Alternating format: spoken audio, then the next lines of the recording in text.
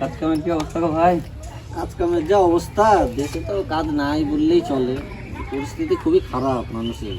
তাই সবজির দাম, কাজটা করলেও হবে না। ভাইপো তো তাহলে বাইরে কাজে ছিল, কি হলো? না যাইনি, যাবো।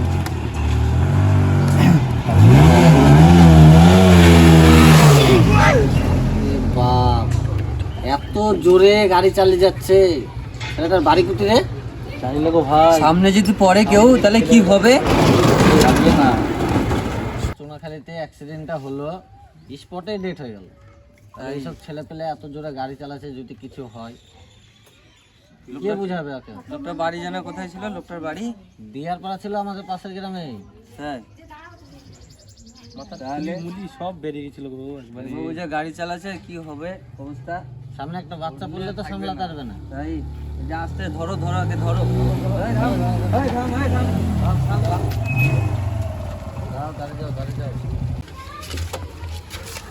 তোর বাড়ি কোথায় ভাই আমি জানি না, তুই যে এত জোরে গাড়িটা চালাচ্ছিস, একটা যদি তুই বাচ্চা পড়ে যায় সামনে তুই সামলাতে পারবি?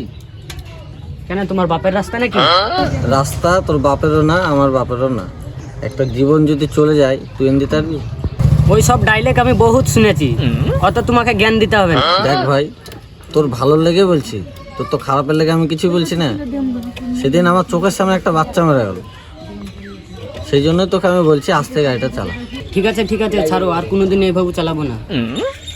ঠিক আছে, আস্তে আস্তে যা, সাবধানে যা, জানা কোনো যা পছন্দ দেখে শুনে তো বুঝতে পারছিস, যা।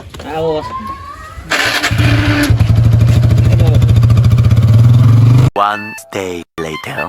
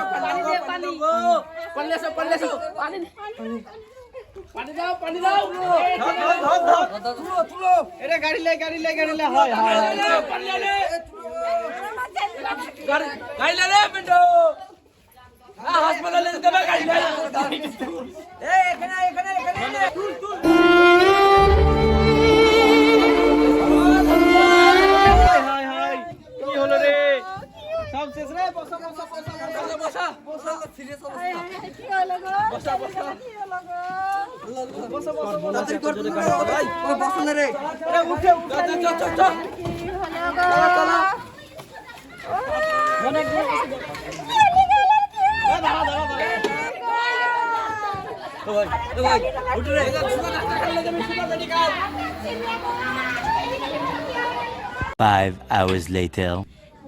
তোমাকে গাড়ি চালাতে মানা করেছো বাবা, তাও তুমি গাড়ি চালিয়েছো। আর তুমি করো না বাবা, গাড়ি চালাই না।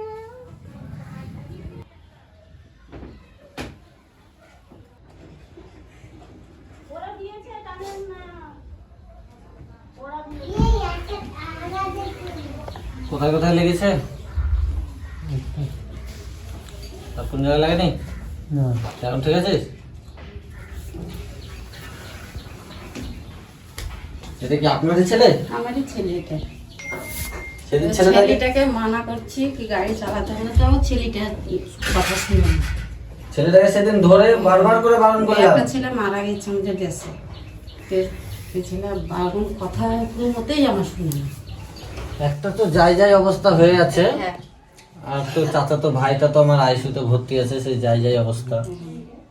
এখন ছেলেপেলাকে এখন কি বলবো, এখন সেটাই ভেবে পেছি না। কেমন আছে গো? এখন পড়ে আছে খামটা। কে হয় এটা আপনার? ভাগলে আছে গো। ভাগনা হচ্ছে? কখন অ্যাক্সিডেন্টটা হয়েছে? শুনতে পাইছিলাম না। শুনতে পেয়েছিলে না? শুনতে পেলাম যে এলাম।